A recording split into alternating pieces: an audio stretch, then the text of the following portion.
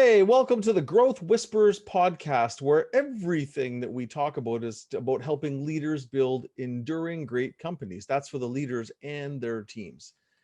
Hey, I'm Kevin Lawrence, and I'm joined today, as I am every week, with my co-host Brad Giles. Brad, how you doing? I'm excellent. Really, really good today. Spring's coming in, and I know I've said that before, but 29 degrees here, 29 degrees Celsius. Wow. Yeah, it's starting to warm up. One of the first, the first warmer days of spring. It's just like that, which is, yeah, it's really nice after a cold, wet, lockdown winter. Really nice to get a warm day. So that's me. How are you doing? Good. I'm at the opposite end of the spectrum, knowing that I'm also at the opposite end of the world. And we had a flash of sunshine today. Yesterday was one of those rainy winter days and cool. And today I was pleasantly surprised. I had my warm winter jacket on and went out with my son to do some things and found that I was a little warm at times. Although at the end of the day, it cooled off. So it was good to be wearing it. But we did have a nice flash of sun. Had the end of our great season here as we head into winter. So yeah, it's although it's still good. I appreciate the sunshine, I must say. You notice it more when it's gone, like many things. Yeah, yeah. So what topics do we have today? What are we digging into today, Brad? Well, we're digging into something that impacts a lot of companies and people in companies, and it's the daily huddle. So, daily huddle, it's a simple, short meeting that's supposed to happen every single day that can have a really huge impact on a company. But what makes a great daily huddle? And so we kind of dig into the different aspects of daily huddles and best practices, what sort of some things that we've observed as well. So daily huddles, interesting topic. So that's what we're on to today. It is, and I'll start by saying I used to be one of the biggest skeptics of this thing called a daily huddle. And I remember the Really? first time I heard about it, and I went, "This is weird. I didn't get it." And maybe the way it was articulated, it didn't really, make a lot of sense in my mind. So I kind of reluctantly tried it with one of my clients. And I have to say, I've become a massive fan of it. And a majority of my clients and our firm's clients that we work with worldwide use them, not all, but a majority. And it can be incredibly effective, like unbelievably effective. And the funniest thing is that I know I was on holiday with my son. There's this place that we go in the summer called Kelowna. It's in the Okanagan region, like you have in Australia. This is a region that makes some great wines. It's a wonderful spot. And we were in a Walmart, and I'd heard Walmart did daily meetings, and we came upon a daily meeting. Wow. Yeah. So my son, who was, 7 at the time, was like, "What are you doing, Dad?" I was kind of like, standing behind one of the shelves, behind the racking in the section where all the books were, because I wanted to listen to their daily meeting. Yeah. Now, it was long. It was much longer than we recommend, but they went through and they were talking about all the things. And there was a delivery truck coming in with a certain delivery at 10 and it needed to be unloaded. And they talked about all these things. But then the best part, the piece de resistance, as the French would say, they did the Walmart song at the end, Really? and they sang the Walmart song. Oh, And I'm watching them, and there's a whole bunch of them circled around, and they were giddy and laughing and almost embarrassed at the same time. But yeah, they were singing the company song at the end of the meeting. So to make it even better, I then went and tracked down two of the people I saw. The guy I figured was the store manager or the manager on duty, mhm. and one of the participants. And I asked the participant, I said, "Tell me about that daily meeting." And she goes, "Well, look, we do it every day, and it helps us know what's going on. And every time we sing that song, it's kind of weird, but we feel good and we laugh." And that was Yeah. interesting. I tracked down the store manager and I talked to him.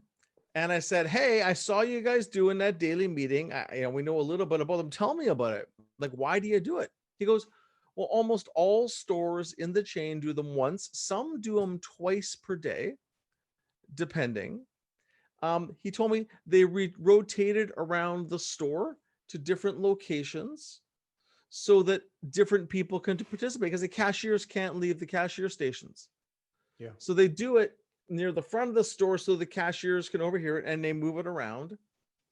And it was absolutely fast. I wanted to see it, but it was a real live example on a fairly large scale in, the biggest bricks and mortar retailer in the world. Yeah. So I, I'm a believer, man. I'm a believer. I'm a believer in the value, and not just from Walmart, from seeing it really effective in other companies. So, and if we're to define it, how would you define this thing called a daily meeting? Well, it's a short meeting, first of all. I'm just going to tell you how I came across the Daily Huddle in the first place. First time was a book called Mastering the Rockefeller Habits. I read about it, and it seemed to be effective. I hadn't tried it. I had my own company at the time, and it seemed to be a little bit too much rah for me. A little Yes, bit, and absolutely. and it seemed like, hang on, we got to stand up in a circle, and it seemed a little bit too much, and that's not really aligned with the Australian culture. Australian culture, as you well know, is very understated, and anything that's kind of celebratory or rah, we're gonna kind of not want to do. So it wasn't even about me. It's about, I couldn't get my team to do that. But a couple of years later, I went to see a guy called Jack Daly, a famous sales speaker.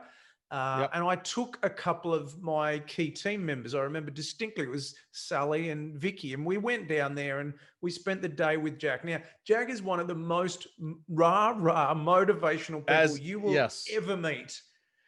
He is, yeah. And he has some of the most colorful language you might ever hear in a professional setting. Which is not abnormal in Australia. But his patriotism, his energy was infectious, and it was great. And so at the end of the day, I sort of sat down with Sally and Vicky, and we went through it. And I said, "So look, what do you guys reckon? That was pretty good. So what do you think of the kind of the top 3 things that we should do?" And they both said, almost in sync, they said, "Well, we've got to start daily huddles. We've got to start them tomorrow." I was like, "Oh, okay." And it was great because I didn't believe I could get it through until I got the team subscribed to this kind of other perspective, even though it was so very American and so very full on. They recognized the value, and then that was kind of the catalyst that we could take it through. So that's my kind of introduction. Subsequently, we ran one every single day, and yeah, I get all of my kind of the companies I work with now to run one every day. So coming back to your question, what is the daily huddle? Well, I think that the daily huddle, it's like the glue that holds the team together and connects, if you like, a status update with the weekly meeting, the monthly meeting, the quarterly meeting. So it's kind of like the glue that joins culture and execution, if you like. That's how I kind of see it. It's this thing that holds those two things together. And what about yourself? Yeah, I would say it's a daily alignment meeting. It's kind of a formalized version, and in today's very, very virtual world, even more important, it's a formalized version of having a coffee in the company kitchen in the morning and having a chat about what's going on. Yeah. But as companies grow, there becomes too many people to do that. And when people aren't in the same place, or they're just busy, it doesn't happen. So it's a formalized, structured chat about what's going on, so we're in sync. So we're on the same page, and we know, important things that are happening. We know how the business is doing, and we kind of have an opportunity to flush out and get what we need from each other. And it generally works on scale. It's a very simple concept. and a discipline that, if done right, is insanely helpful. Yeah. Yeah. So, and I've seen this thing work, um, both in companies and personally. One of the CEOs that I interviewed when I worked on this book called Scaling Up. I interviewed 50 CEOs around the world, and most of them did daily meetings, because that was part of the methodology they all subscribed to. But one of them also said it was the most important meeting every day in his world, and that was his daily meeting with his wife. And I've heard Huh. therapists say the same thing, and I'm not the expert on relationship advice, but therapists have said the same thing, that time with your partner in life is critical, because you can talk about, what's going on and how they're doing, and not getting lost in the day and in the transactions of the day.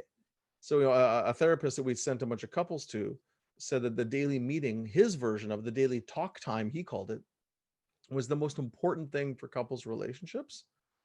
And this CEO said it was his most important daily call, especially when he was traveling, that time with his wife every day. So, we're going to be talking about the business context, but it's got an important context in our personal lives too, to also stay in sync there. From from what I recall, attending and running daily huddles, there was a couple of things. Every single day, there would be, as a leader, as a CEO, every single day, there was something that I would come away with that was really valuable that I would never have learned without that daily huddle. So that's the Yep. first thing. And the second thing is that it forced me to prepare.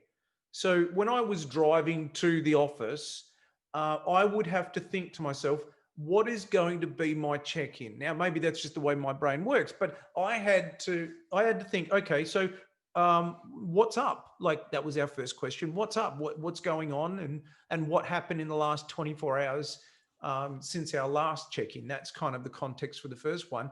And where am I stuck? And what are the metrics? So it forced you to kind of resynchronize, not only with the team, but also in your own head, Yeah. to start the day. And it can be done any time of day. But for me, they were the two things. Number one, I learned things. Number two, it forced me to prepare.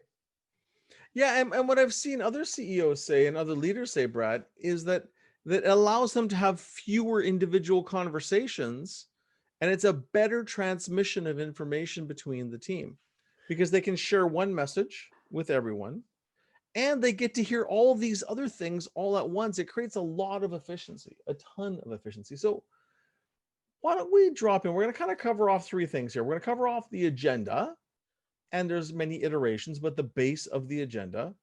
We're talking about some examples, some do's and don'ts, and then some common questions. We got lots to cover because we've been involved in so many over the year. So the agenda. So the typical one that we use and recommend is three simple points. And I've seen it, but what's up, as you mentioned, is the first question. Like, it's what's going on that we should all know about Yeah. is what what's up is about. And then there's the metrics or KPIs. What's the data that tells us how the company is doing, that we want to pay attention to? And depending on your business, there will be different measures, and most companies have daily numbers that matter. And then the last one is stucks. Basically, what is it you are stuck on that's going to keep you from having a great day and doing what you need to do today? And whether it's something you got to resolve yourself or something you might need from a colleague that's holding you up. Yeah. It could be called bottlenecks.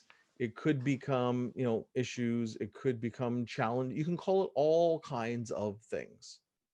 Um, could use assistance with. I find, people tend to get stuck on the word stucks because our egos don't want to admit that we're stuck. So people will come up with different words to kind of make it more acceptable to bring a stuck to the meeting, Yeah. is something I found. But nobody. So the summary is: what's up? Number one. Number two, KPIs or metrics. Number three, stucks, or what is it you need to have a great day. And so, are there any other iterations of that? That what you've just described there, I would probably say is best practice. But of course, some people like to do things their own way, which is fine. Well, the overriding mantra is, if that's best practice, the job of you and I and the CEOs is to figure out how do we get best practice to work best in this environment. And some Yes. some of them might be culturally different, or there might be some different issues. So Sure. are And there some any people other? just like to mess with stuff.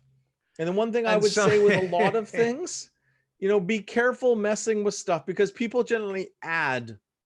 And when you add points, which Yep. adds complexity, which adds time, which Yep. generally ends up decreasing value. So please avoid the temptation to think that you're smarter than the system and add to it, Yeah. because it'll probably backfire because it'll take too long. That's why there's only 3 questions. So iterations, I've seen tons, Brad, as I know you have. I've seen people do a daily joke. I've just to kind of lighten it, right? One accounting group that we work with does that. Um, Another group did the Arabic word of the day. This is in the Middle East. I was working there. Most people were English speaking, but the local language was Arabic. So they'd have the Arabic word of the day. Mm-hmm. And lots of other, like, we'll call it novelty pieces. I've seen a company called 1-800-GOT-JUNK out of Yeah. Vancouver here. Yeah. They've got some great videos out there on doing a great daily huddle, and they have the American raw style in theirs. But they had the question of instead of stucks, they called it missing systems, because it was Okay. depersonalizing it. They had a psychologist help them with some of the questions. So missing systems depersonalizes it. And then they also added, what do you look forward to? Because that's very positive in terms of your psychology and making you feel good. What are you looking forward to? Yeah. Leaves you with a positive feeling and a sense of optimism. So I've seen those adaptations. What have you seen, Brad? Well, I've seen one that comes to mind is energy up. So what's the positive energy? And there's clearly something behind that. The leaders or the people who are creating that are trying to create a positive energy atmosphere. Yep. Um, and yeah, I've seen another one, which is what are the opportunities that you've seen? So looking for Yep. any opportunities, which could be to make a sale, to bring in a new team player, or anything. What's the Yep. opportunities you've seen since our last daily huddle?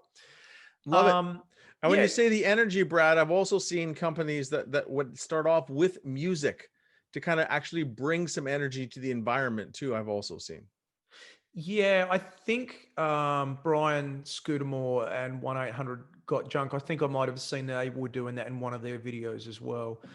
Um, and yeah, it's your flavor, but I think that there is an overriding rule that I would highly recommend, and you really don't want it to be much more than 10 minutes.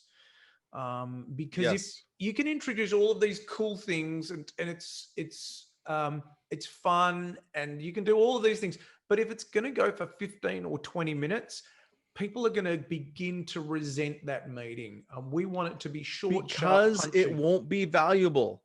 Yeah. Our time is valuable. And if you're running it long, and I use 10 minutes as the benchmark. If you're running it longer than 10 minutes, that means Yeah. you're mismanaging the meeting and misusing the time. You've got a group of people here every day, and Yeah. it's got to be darn valuable. So if we kind of go into the list of do's and don'ts that we have, the number one is use a timer. Yeah. Start on time, exactly on time, wait for no one, and finish on time. Yeah. We recommend a 10-minute intent, but a 12-minute hard stop. So, okay, guys, time's up. We got to go. Have a great rest of your day. See you tomorrow. Yep. Literally. Absolutely. Otherwise, lots of people want to, so these become 30-minute meetings in a lot of companies. Yeah. There's not 30 minutes of value. So No. it's you're better to even to start off light and be faster, because then people won't, as you said, resent them. So that is absolutely critical. And by the way, one of the common things that comes up is that people say, well, maybe we should make them 2 or 3 days a week. And what you and I both know is what they're really saying is they're a waste of damn time. Let's Yeah. waste less time and only waste time a couple of days a week. Every time I've heard that, I dig in, the Yeah. meetings are not 10 minutes. They're 15, 20, 25, 30-minute meetings. And that's why your people are being smart and saying, hey, these are a waste of time. Let's waste less time. So switching them to 2-3 days a week is not a solution. It's missing the core issue that they're long and boring. Well, this is an expensive meeting. If you're getting either the leadership team or the mid-management team or the whole company or whoever it is, I mean, this is a very expensive thing. So you've got to look at it like any business investment and say, are we getting the return on investment that we should? Now, synchronicity, having people report, having the culture right, having better execution, like there is great value from that. But if it's Sure. not disciplined, and if it's not Right. a valuable meeting for attendees, if it's not holding people to account, if it's going for 20 minutes or 30 minutes, it's not going to be a valuable meeting, and people will resent it, and we've got to avoid that. So what you've just said there, if people are asking it, that's like a red flag. That's an issue. Yes. People are signaling to you that the daily huddles aren't working. We've got to press reset. Yes, absolutely. And one of the things that helps, our second point on our do's and don'ts, is actually to stand up. Some call it a daily stand up. Energy is different when you stand up than when you sit down. When I do keynotes, virtual keynotes, I make sure I stand up. I take the station I'm at. This is a adjustable workspace. And right now I'm sitting, but I stand up when I'm doing those keynotes because more energy gets projected when I'm standing up and things move faster. By the way, it's a little hack I learned early in my career when I was in sales. If you've got somebody on the phone and they won't get off the phone, stand up. Yeah. And when you stand up, your energy changes and it's easier to actually end a conversation. Try it. You got a long-winded friend? Give it a try. If it doesn't work, you heard it somewhere else. The thing about you heard it somewhere else. The thing about having a stand-up daily huddle, it's a message to everyone that this is a short meeting, not a long meeting. Yes. Don't sit down, have a cappuccino, talk about the weekend and think and spend 10 minutes explaining the meal that you had. It's not that. No. So even if you're virtual, get people standing up. It is a huge difference maker in making it quicker. Yeah. And so the next point is to go around. So we've nominally got, let's say, 3 questions in our agenda. So to ask the first question, which we said was what's up? So what's up person A, what's up person B, C, D? We go all around only asking the first question, and then we come back to the beginning, and then we go with the second question, and then we go with the third question. Tell me about that. Well, I call it circle 3 times because 2 things happen. One, you actually hear from everyone, right? You're going to say who's got something. Now, if you got 50, sometimes people do an all hands and there'll be 50 people in a meeting. You can't do that as well. You need to go every 5th person or have another mechanism. But 1, you hear from everybody. 2, it's faster because people are only giving one piece of information. Yeah. If I go through all 3 questions, it's inevitable that I'll add in more information and more detail and take longer because I got 3 questions to answer. So it's succinct and it includes everyone.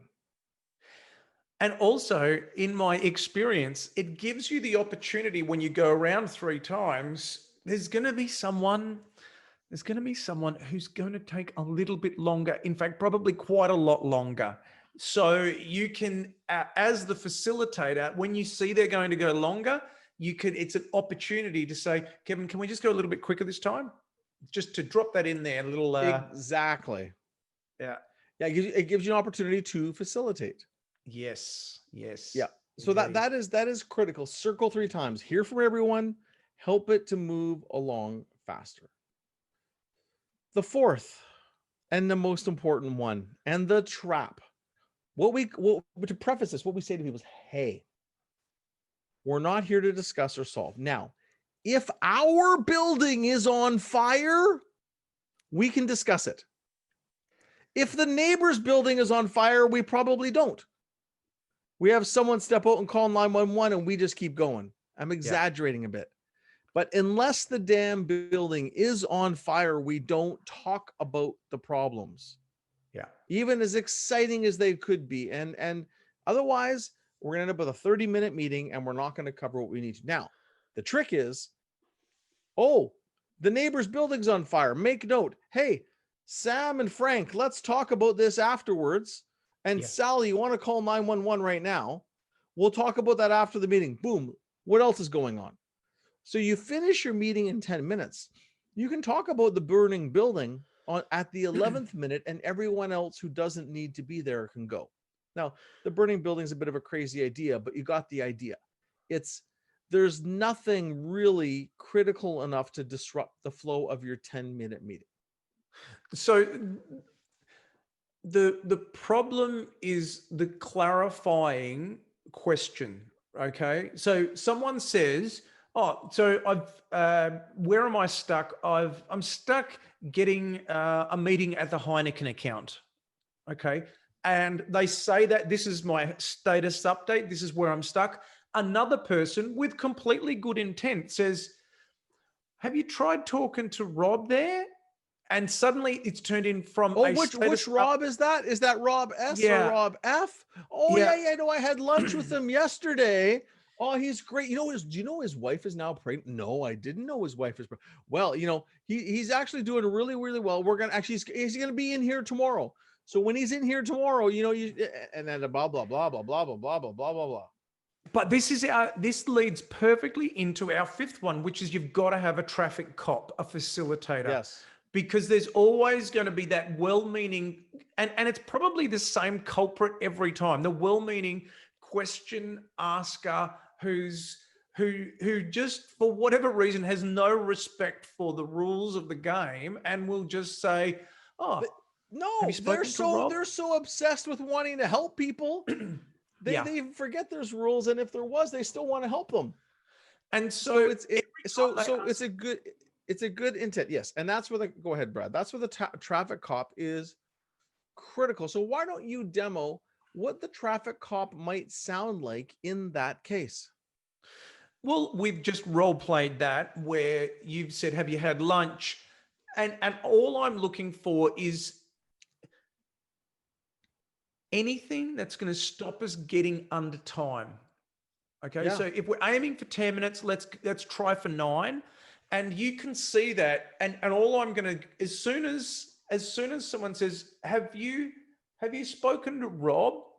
Before they even get a chance to reply, I'm going to say, that's meant to be up. Can you guys just take that offline? Talk about that after. And then just rinse and repeat. Can you take that offline? Talk about that after. And that's why the word traffic cop, not traffic friend.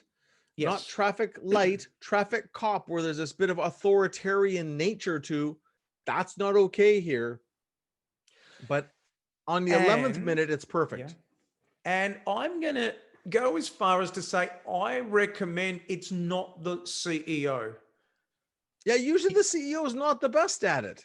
Yeah, there's someone, in my experience, there was someone who was in administration who was quite strong-willed or was quite forthright, and they were just a perfect traffic cop facilitator. They would just be like, we've got to stick to the rules. We've got to stick to the rules. And they were excellent at it.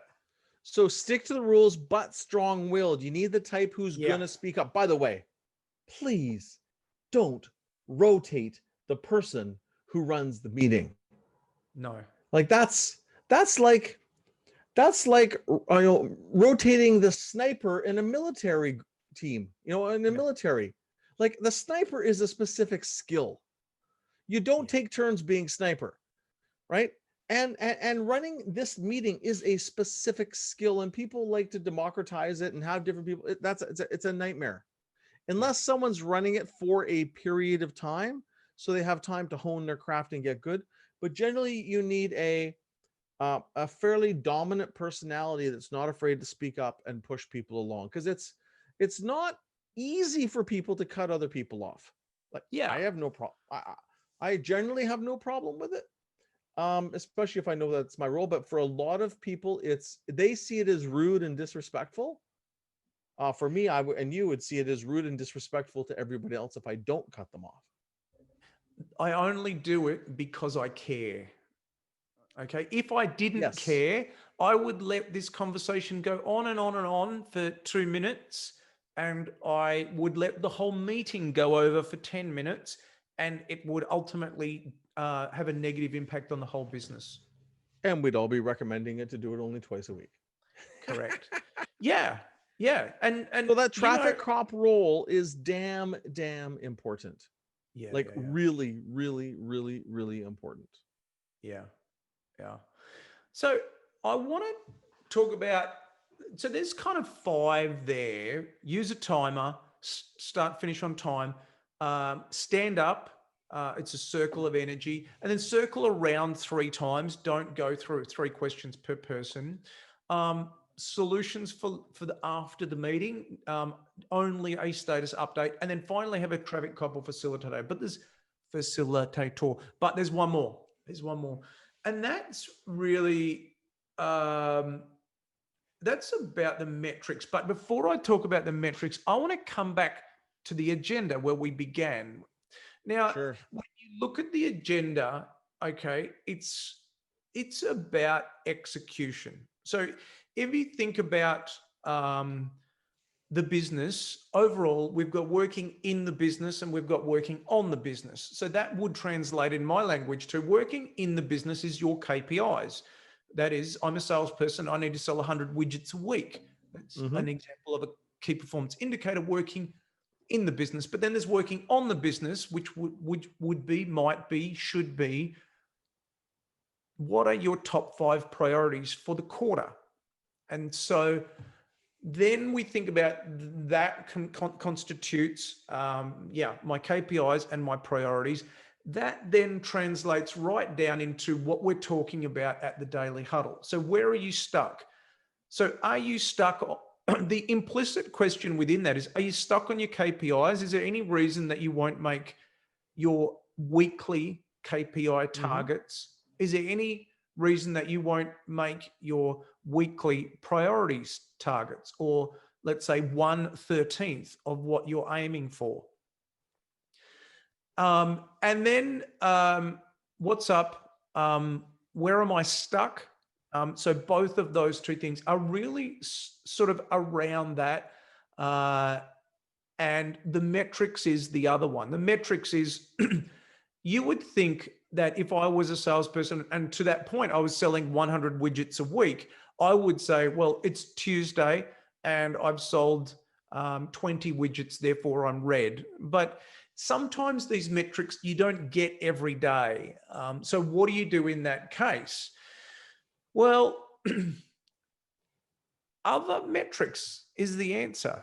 So in every area, there is not only one metric. You can bring in other interesting, relevant metrics that tell your story. So if you've got 2 KPIs and 5 priorities, there's immediately, and all the priorities are measurable because they're smart, there's immediately 7 points of data that you could report on any one of those. So there should be probably only one at a Daily Huddle, I'd say, but it could be my priority 4. Backing up there for a second, Brad. Yeah. So you're saying there should be 1 metric at a Daily Huddle in total, or there should be 1 metric from each of the people, or what is it you're saying there? 1 metric from each of the people. Right. Okay, good. That's yeah, I agree. Each of the people, a handful of metrics, 5, 6, 7 metrics on a daily basis, potentially.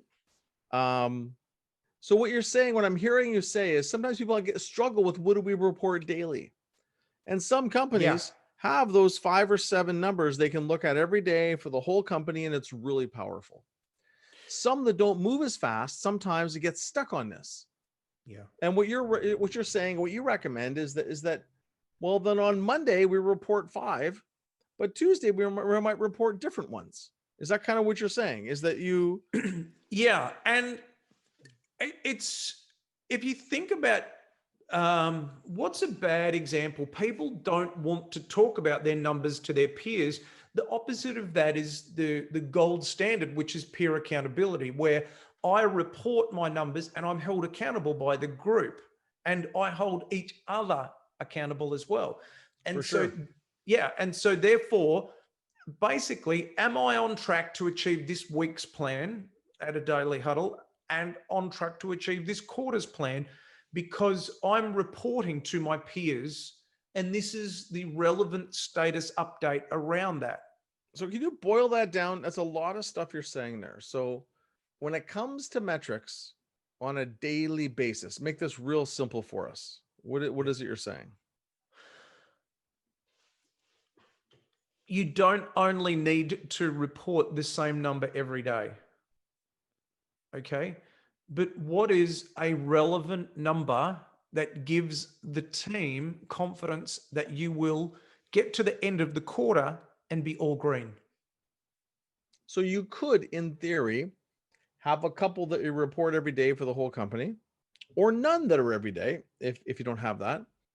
But you could do marketing on Monday, operations on Tuesday, HR on Wednesday, finance on Thursday, marketing on Friday, as an example, that you could go Yeah. through and look at some different ones, or a blend of, and I like that, Brad, because I haven't, you always have some different thoughts, and I love that thought, is that it could be basically department metrics or KPIs that get reported on a rotational basis, which could be really effective. I really like that idea. It's really powerful, I think. Well, let's reverse it and think about it backwards. We get to the end of the quarter and someone's all red, or they've got a lot of red. We had 90, how many working days in a quarter? 70, whatever it is, working days to course correct. 75, whatever it is, days to course correct. So that's the objective of metrics in the daily huddle. Am I going to get to the end of the quarter and have achieved Yeah. my KPIs for me and or my department and Yeah. the priorities? So there's at least 7 numbers through that, or metrics that you can be and should be reporting on a regular basis, so that everyone's got confidence that we're not going to have to call out Yeah. Kevin because he's going to be red again at the end of the quarter. Got it. So you could have the typical 5 to 7 numbers for the company that you look at every day, same numbers every day. Or you could have a rotational schedule where you can dig into some of the department version of those, which is, I think, an awesome idea, which would probably help a lot of people, I think. Yeah.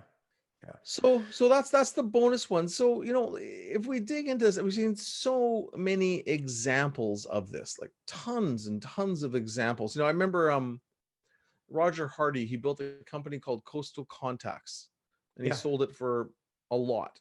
Out of Vancouver, again, another entrepreneur I interviewed for Scaling Up. And he said that his daily meetings got to the point where it was like brushing his teeth. And this happens to a lot of people, is that he did it every day and didn't think a lot about it, but he really, really noticed, like if you don't brush your teeth, what happened when he missed it. He Yeah. could really tell something was wrong when he didn't participate in those daily meetings. So let's talk about the structure of the daily meetings, because in the small companies, you can have everyone. If you got 15, 20 people, Yeah. you can have an all hands type daily meeting. But as you start to get bigger, how does the meeting fit with the meeting model fit within the structure? Well, I think if you're only doing daily huddles and you're not doing a rhythm of weekly meetings and quarterly planning meetings for a full day, if you're only doing the daily huddles, you're probably only getting 20 or 30 or 40% of the actual value. Yeah. Because the daily huddles have to connect to the weekly. Because what you're saying in the daily huddle is it's now 7 days, 6 days, 5 days until our next weekly. At our weekly, I'm going to report green. At our weekly, this is my status update, my synchronization to give you confidence that by the weekly that's coming up in 4 days, 5 days time, I'm going to be green. I'm going to achieve what I said I was going to do. And so we don't want to get any surprises. It's gotta connect to the weekly. I think it's a fundamental part. What do you think? Yeah, I think the daily connecting into the week, because the daily is just staying in sync. The weekly, you start digging in and troubleshooting more issues. So for sure, that's important. And then there's the organizational structure, the way that it connects. You know, and in a Yeah. medium-sized company, of which we worked a lot with, if you got a few hundred employees, there's the CEO and executive team has their dailies, and ideally they're booked back to back, so you can't be late. And then the exec will have it with their direct reports, which would often be called directors. And then those directors would have it with their direct reports that would commonly be called managers. Yeah. So the CEOs in one, the executives are in two. They're in the one with their peers, and then the one with their direct reports. And then the maximum anyone would normally be in is 3 daily meetings a day, which would be about 30 to 40 minutes. So that would be, if you're a director, you would have had one with your peers and your manager, which is an executive. You would actually, you only have two, pardon me. And then you would have one with your direct reports. So it'd be two, pardon me, not three. Yeah, two's what I would typically say. Two. No, that was a miscalculation in my head. Yeah. Yeah. Two, I would be typically saying two. Two is, you don't want to be going beyond two. I actually had one guy who was a sales manager who was in 8, and I was kind of like, "What do you do all day?" And funnily enough, that's what the CEO ended up asking him as he was being dismissed as well. But I gotta say, for as much as people hate meetings, there are some people that love meetings. Yeah.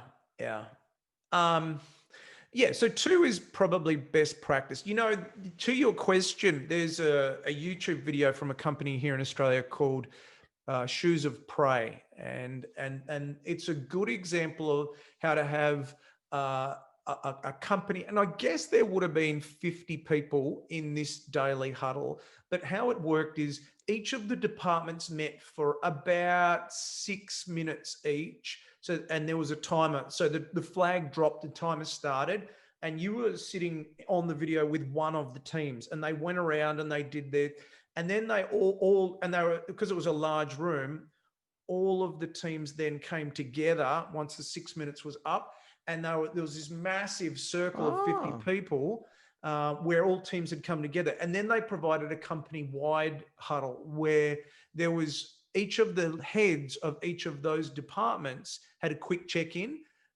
This is what's happened. This is what's happened. And so it was kind of like it went from an individual to a department, and then a bit of an overview from the CEO, and they were done within 12 minutes.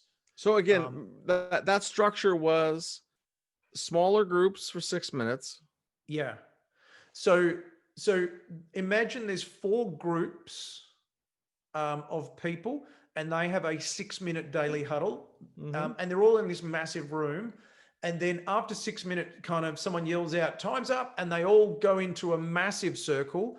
And then each of the heads of the departments provide their quick status update of the department. So everyone knows what's going on in my pod, and then what's going in the whole organization over 12 minutes, including a sort of 30-second summary from the CEO. Right, which is the way it's kind of intended to be structured in the rhythm of it, except for they're usually not in the same room together.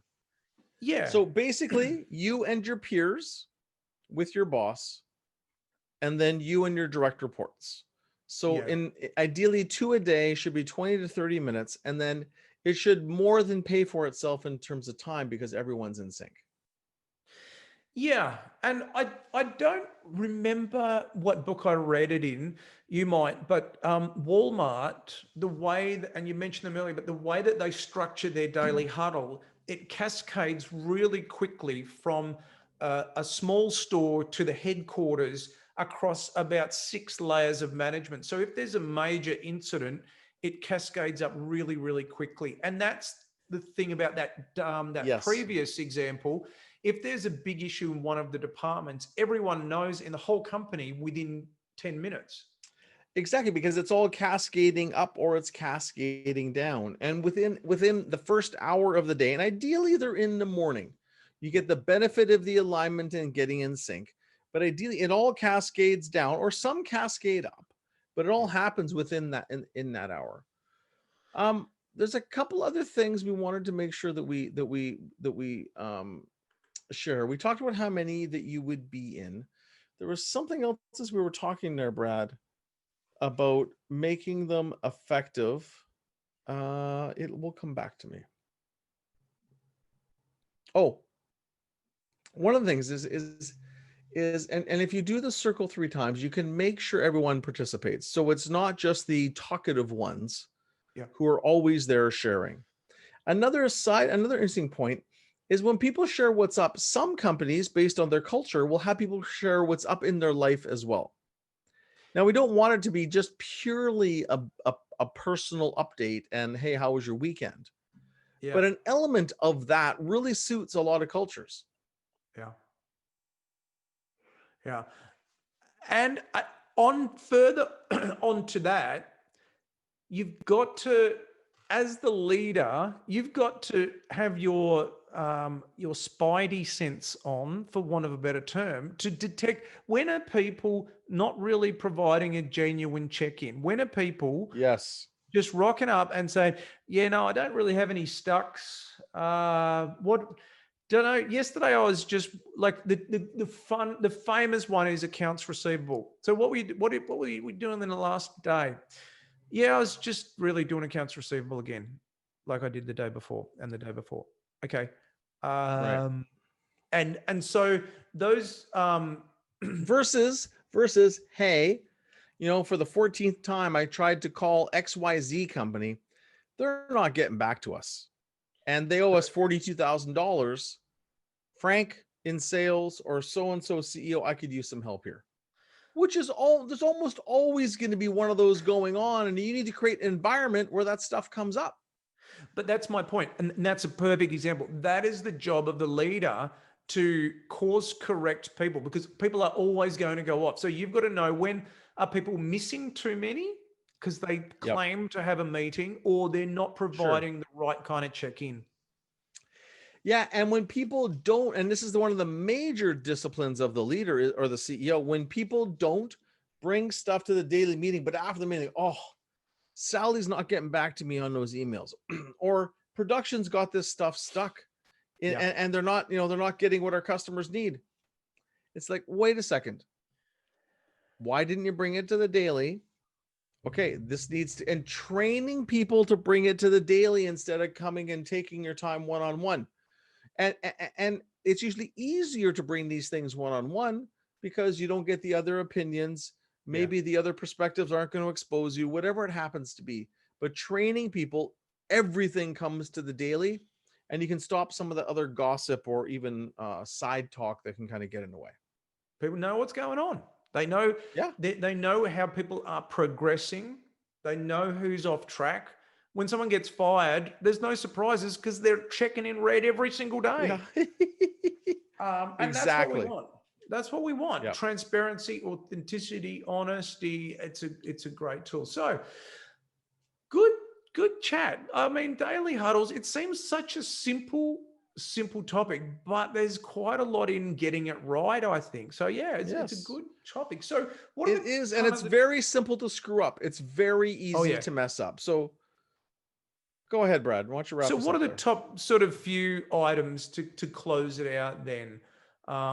We had, number one, use a timer. I guess before one is you've got to have an agenda. Super simple, but we nominated the simple agenda, right? Use a timer. Best practice is no more than 10 minutes. If you push it to 12 because you've got a lot of people, there's a maybe in there. But if you only got 4 people in the team, you want to be doing it in like 6 minutes, right? But 10 minutes as a blanket rule, no more than. Stand up. It's got to be a circle of energy. Number 3, through that circle of energy, you want to go around 3 times. Ask the one question of every person. No solutions. Every time someone asks a clarifying question, the traffic cop should be right on them to stop that conversation dead in its tracks. Tell them to take that into the car park, talk about that later. And then, ask everybody to bring metrics even if they don't have them, not to bring up, well, there hasn't been a sales update in the last week, so I'll tell you the one from last week. Bring different types of metrics to add flavor and energy to the meeting. Good stuff. Good stuff. Well, with that, maybe we'll move to close. Thanks for listening, everyone. This has been the Growth Whisperers podcast with Brad and Kevin. I'm Brad and this is Kevin. You're Kevin and I'm Brad. For the video version, you can go to YouTube. Obviously, look up the Growth Whisperers. To reach Kevin, you can go to lawrenceandco.com, and for myself, Brad, at evolutionpartners.com.au. So thanks, everyone. We hope that you enjoy your daily huddles. Have a great week.